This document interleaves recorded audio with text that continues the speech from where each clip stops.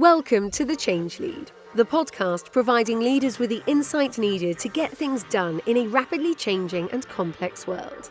Subscribe to this podcast so you don't miss an episode. Connect with our community of like-minded leaders on our website, thechangelead.com. Welcome to The Change Lead with your host, Babatope Ipiyemi. In our modern world, with all our technological advancements, certain facts seem out of place. One of these is the fact that on average, being a woman is a data-verified disadvantage. Today's guest is looking to shine a light on this fact and inspire change. Michael Buraimoh is the author of Steel Woman, Heroics of the African Woman and the Pursuit of Gender Justice. Today, Michael and I will have a conversation about how society perpetuates the unequal treatment of women and what it will take to bring about change.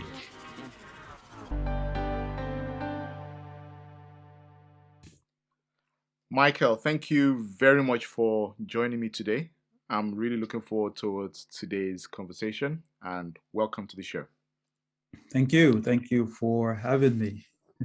Perfect. Thank you. So if we get started, so today we'll be talking about how society perpetuates the unequal treatment of women. Okay, so I think there's a big topic, slightly different from the conventional topics we do, but I think it's an important topic to cover. Now, at the time of recording this, you're just about launching your new book, Steel Woman, and that's been a major piece of work that you've been going through. So to get started, it'd be good to know what were the drivers for this. Somebody doesn't just wake up one morning and say, "Oh, it's Monday morning, let me write a book." That doesn't happen. So, what were the drivers for writing Steel Woman? Yeah, so for me, it's been my life has been a journey of two halves, if you like. And the one half, my family and I lived in an affluent area.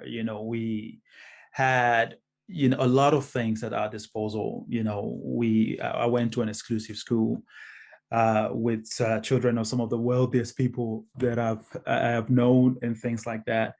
And then in the second half of that, my mother found the courage to exit a severely abusive relationship.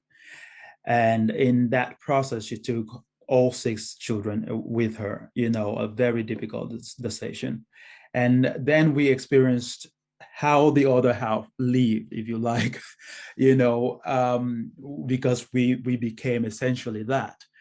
And, lived in the poorest part of town, lived even worse than most of the people that I know personally in that neighborhood we moved into. And things became really, really tough.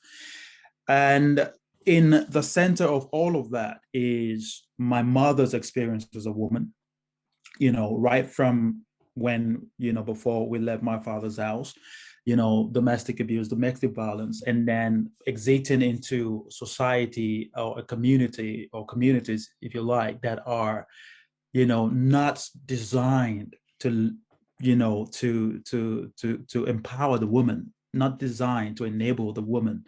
And this is the story of many women, not just in Africa where I'm from, but, really many parts of the world.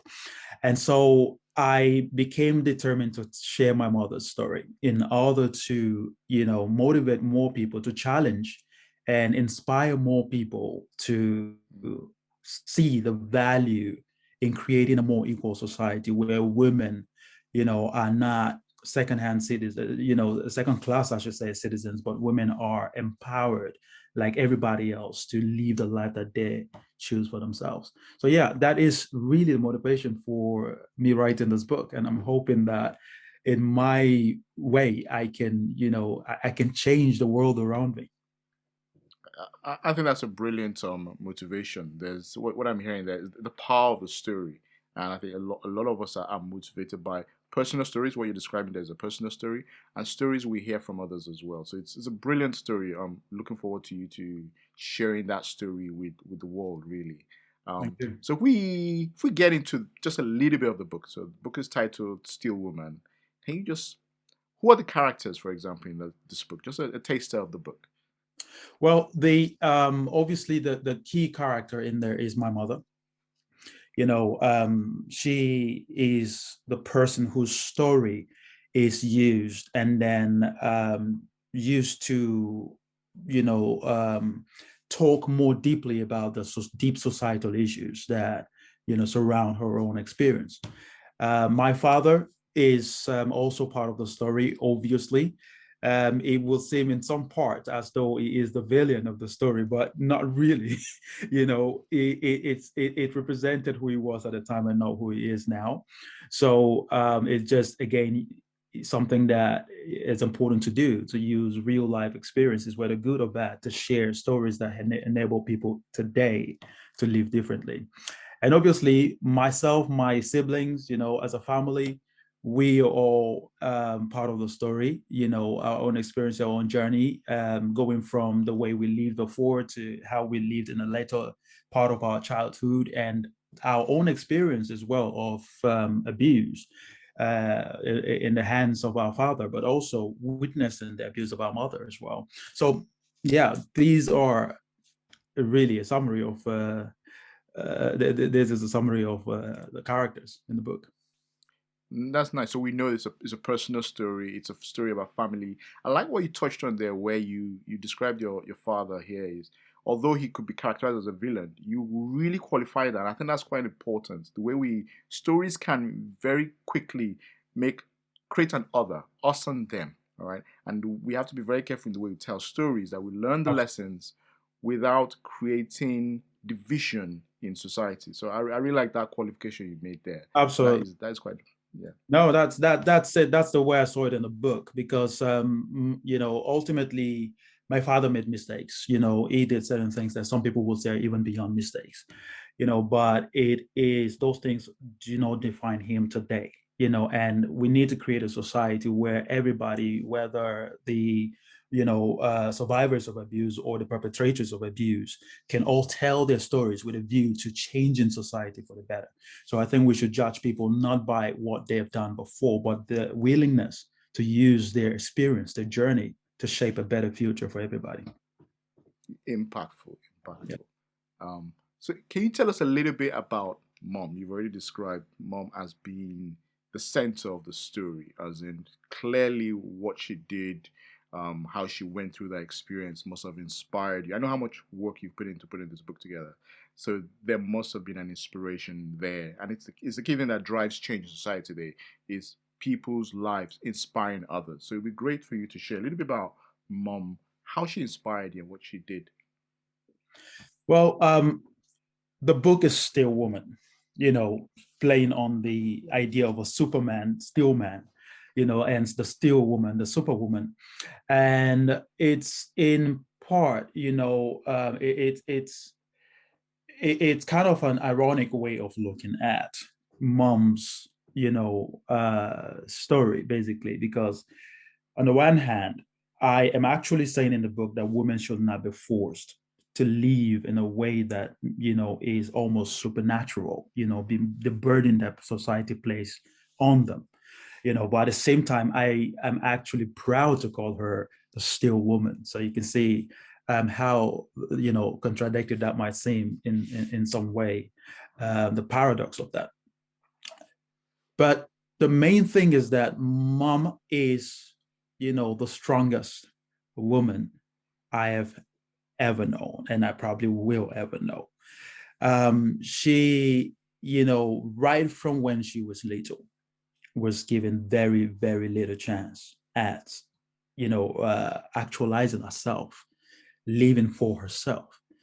Her life had been programmed, if you like, to, be determined by the role of men in it. Whether it's the man in preparing her for, a future where she will be someone's wife, or, the men who are constantly thinking of how they might take advantage of her even in her youth. And then growing up, finding love, one of the best love stories that I told in the book as well, one of the light moments in the book, finding love and then losing it again, losing it in a really, heartbreaking way. But in all of that, she was there for her children. She had such uncommon courage, to exit the relationship at the time that she did. And she was there for us. She made sure that she prioritized our education. She prioritized, our future above everything else. She's an incredibly strong woman. And yeah, so she was entrepreneurial, from the very little she had, literally bringing some things out of nothing. She was highly creative. Some of the ways I told in the book about how she fed us, I mean, was extremely creative. As heartbreaking as they were in terms of the outcome, but they were really creative. So that's the kind of woman that she was, that she is. The kind of mother that she was bringing us up, but the kind of woman that she is still, a woman that is proud in what she has, been able to not just endure, but the beauty she's been able to bring out of the endurance. Well, that's a very very good description of someone. The words I'm hearing there are uncommon courage. That's brilliant. Creativity. I didn't, you didn't use the word, but I'm hearing like tenacity with dignity, as in she's done it with dignity as Absolutely. well. Yeah. Absolutely. So that's Yeah. brilliant, brilliant. So I think this is a book I think people need to read to learn more about Absolutely. the experiences you've gone through and what you've learned.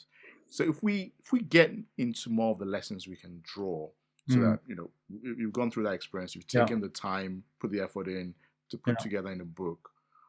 If we can draw on some of those lessons, if we start in terms of lessons of how we can create personal change, personal impact, how can someone listening to this, watching this, what are the lessons they can draw from that experience to apply to their own personal lives Mm. so that they can make a change in how in gender justice, how women are treated globally today?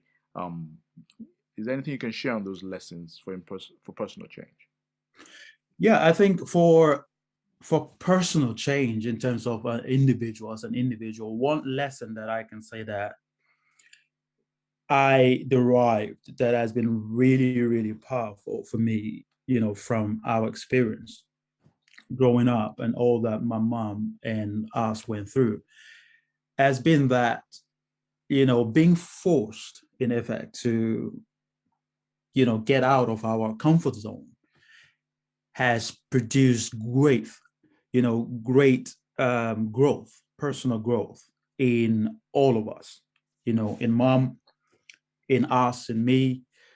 In mom, for example, being forced to come out of a comfort zone resulted in her, testing her entrepreneurial, capabilities a lot more than she ordinarily would have done when she was still with my father. In us, in me, I can say that has resulted in, me developing strength that I never knew that I had. And I think that applies to mom even much more than it does to me. So coming out of a comfort zone, is extremely powerful in helping us to develop strength, to just discover how strong we can be.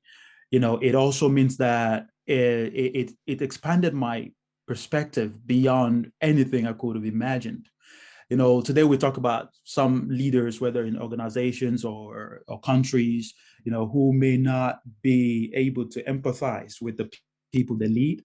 You know, Being forced out of your comfort zone can create that. It can give you perspective. I mean, growing up in our bubble in what was called the government reserved area at the time, with the acronym GRA, I was, somewhat oblivious to the existence of poorer people. I was, I genuinely felt that even my family that was at best in the middle class at the time, I genuinely felt that we were a lot wealthier than we was. And I, identified more with the children from most the wealthier families, but being forced out of our comfort zone changed all of that. I realized suddenly that there was a greater perspective to be gained from the world around me.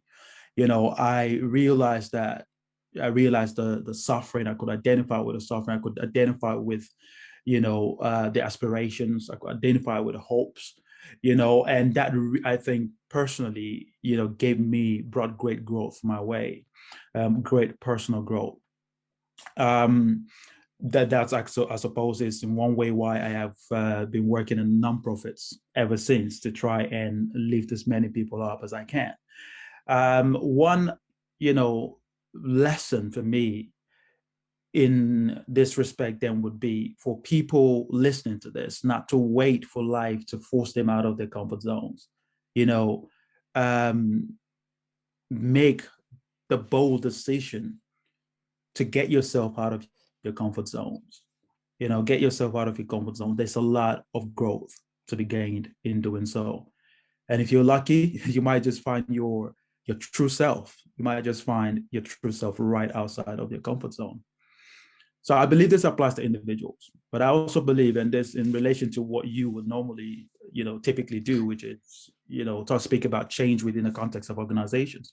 This applies to organizations as well.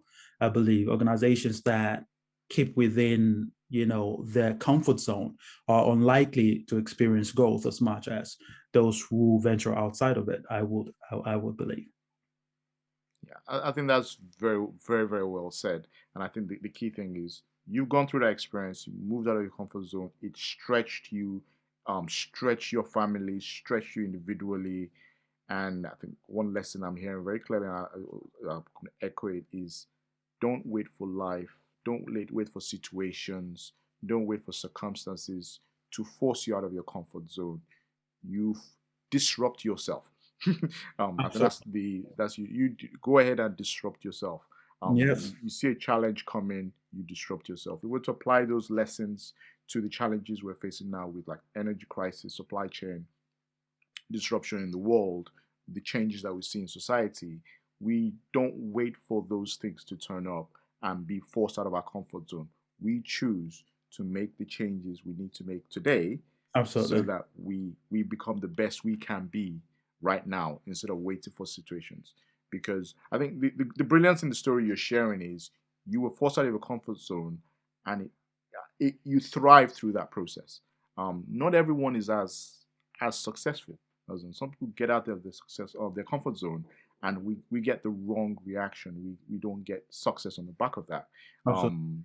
So that is key there. But if you force yourself out, you have a better chance of success. Yes, absolutely, because you're being, if you like, intentional about it, and that means that you can you can have a goal in mind. You can plan in a positive direction that you want to go.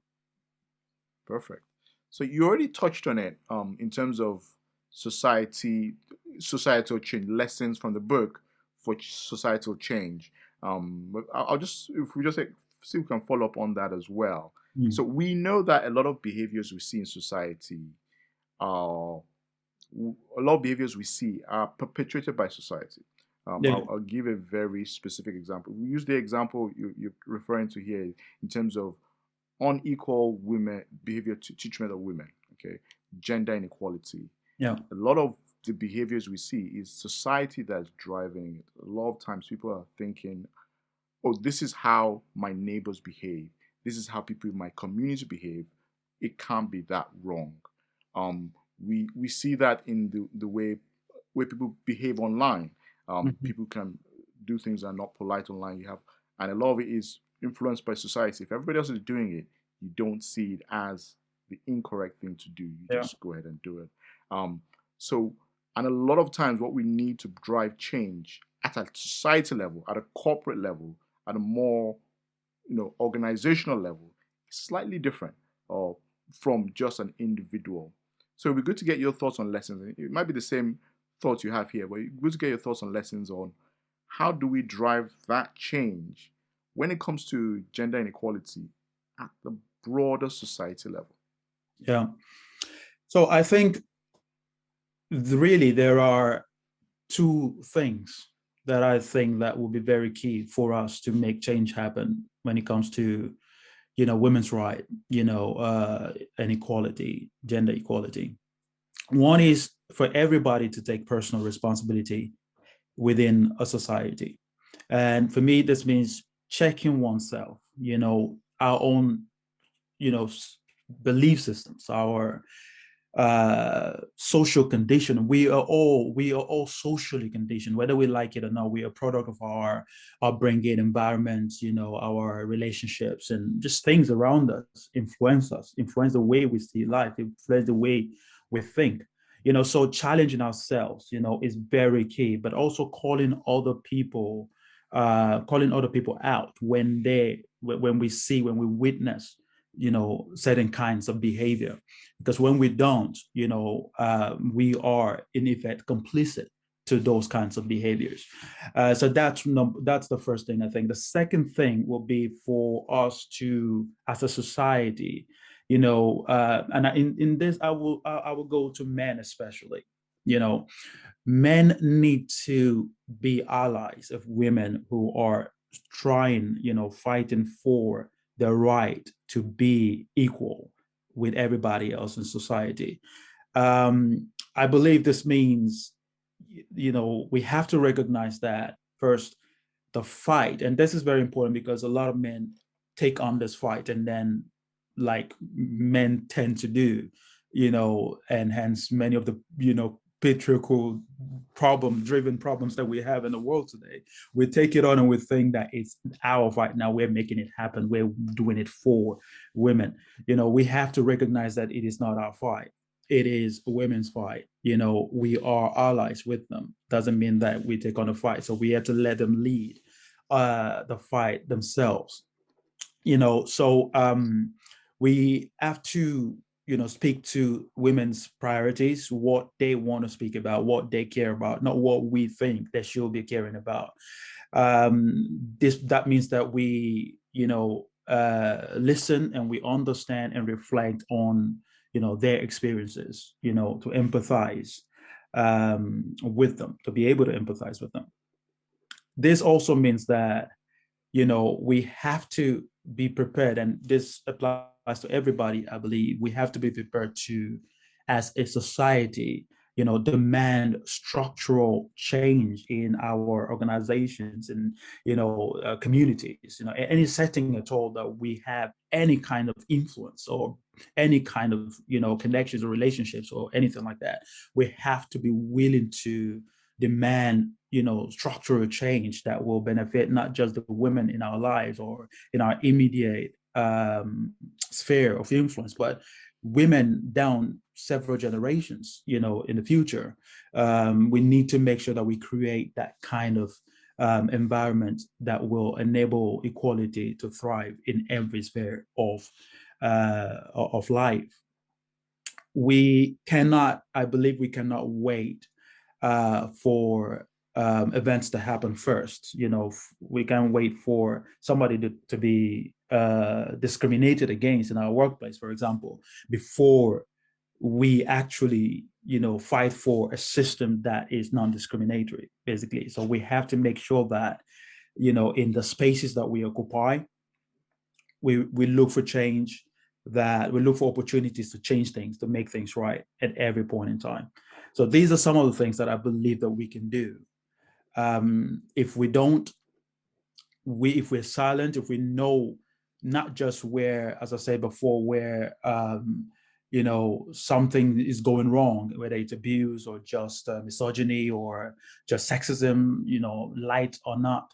It's not just that we're complicit when we don't do anything, but ultimately, when we don't act to even preempt those things from happening, we cannot claim to really be fighting for, long-term structural change in the way that society is. Those are perfect lessons you provided. You said them very very perfectly already. If I just touch on a few that sort of jump out to me, the first one is allies, and it's something that people don't think about a lot, but it's one key thing that men can do, and men need to stand up and do. I was speaking to somebody a few weeks ago, and she's actually in the process of mentoring girls to be able to function and get access to create roles in the workplace. And I asked a question around allies, and you could see the surprise. But it was because it's not something that a lot of people think of on both sides. So men are not thinking, how can they be allies? And I like the way you qualified the allies there. It's not men speaking on behalf of women. It's supporting women. It's a woman's fight. Yeah. They need to take the lead, but they need our support because society, we are interdependent on each other, really. Yeah, So society is currently skewed towards men making decisions. So, in a lot of areas. So we do have a big role to play, but we have to let women, dictate that fight. Yeah. exactly, to totally agree. If you had the opportunity to speak to leaders, so people in position of leadership, so it could be they lead a team or they lead a small business, they could lead a large organization. It might not even be a formal position, but they're in a position of influence. They're people who just have the ability to influence others because of where they are, because of the opportunities they have for this mission, for this cause. What advice would you give them to use that position, use the influence they have to drive forward gender equality? Well, one thing, without being overly prescriptive, one thing that I did also ask, wonder about in the book is this: if men were the ones who have been historically disadvantaged in the workplace, in home settings, in communities, in anywhere at all, um, would we still be talking about this? Would we still be talking about equality? Equality would have been achieved since. So because men would have, rammed it through because of, you know, um, just feeling dominant, and stuff like that, as many people do, unfortunately do. So yeah, it does not apply at all, that women are inferior to men. It does not apply at all. That is absolute nonsense. And any man who is in a position of power, man or woman, because social conditioning does not discriminate, unfortunately. There are many women who believe that women, all the fellow women should be held back or held down. So it's not really a thing that's where it's only men, but it's mostly men. Um, Men in position of power should, be looking to create equality at every sphere that they can, not as a future goal. It's a responsibility for now, because when we do that, what we do is we create a much more productive society. We are holding ourselves back when we hold back any segment of our society, because together we make a whole. Together we make the most impact that we can possibly make. And when we hold any segment of our society back, it doesn't matter whether it's women or LGBTQ or anyone at all, any segment of society, or Black people or other people from ethnic minority groups. If we hold anybody back within a society, the society loses out. That's just the truth. So if you're a leader who want to achieve the most possible, inclusion is the only way to go. There are many research that have shown that to be the case, that have shown that, when there is equality, performance in organizations, as an example, is at its, maximum. So if we really want to create a society that where leaders can say, yes, we achieved great things, we made things happen, we make people's life better, we created vibrant communities, or vibrant economies, or vibrant organizations, then creating a level playing field where everybody is equal, starting from the same place, and starting from advantage to be the best that they can be, it really is a no-brainer. So not only is it that it makes it gives justice to those who need it, but it actually makes us all better. That's just the truth.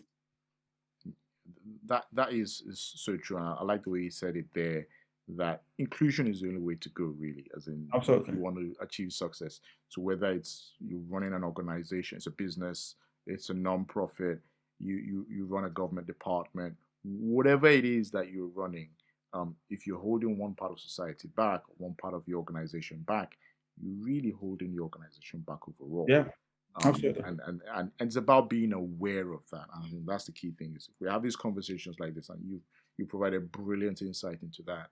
We have the conversations like this, people become aware, because sometimes, because of social conditioning, you could be unaware, and that is possible. Yeah. You could be unaware of the impact of the actions you're taking because you're just behaving like what people you see around you. Absolutely. But the key thing is the awareness. With that awareness, you realize that these actions may seem in isolation nothing, but when you look at it overall, you're actually holding your organization back. Absolutely. You said brilliantly. Inclusion is the only way forward to succeed as an organization, as a leader. That's key.